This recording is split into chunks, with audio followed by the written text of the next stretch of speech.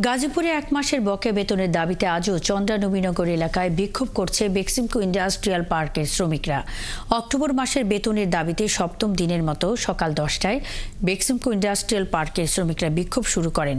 সকালে কারখানার সামনে থেকে বিক্ষোভ মিছিল নিয়ে চন্দ্রা নবীনগর সড়কের চক্রবর্তী এলাকায় অবস্থান নেয় তারা। এ সময় তারা সড়ক অবরোধ করে রাখে। তবে বিকল্প পথে যান চলাচল করা সড়কে তেমন ভোগান্তি নেই। শ্রমিকরা বলছেন, বেতন না পাওয়া পর্যন্ত আন্দোলন চলবে।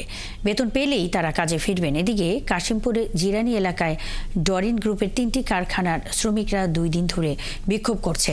এছাড়াও ওই এলাকায় 3 জন পোশাক শ্রমিককে যাত্রীবাহী বাস চাপা দেওয়ার জেরে শ্রমিকরা নবীনগর চন্দ্রা মহাসড়কে বিক্ষোভ করে। ঘটনায় আশেপাশের কয়েকটি কারখানা ছুটি ঘোষণা করা হয়েছে।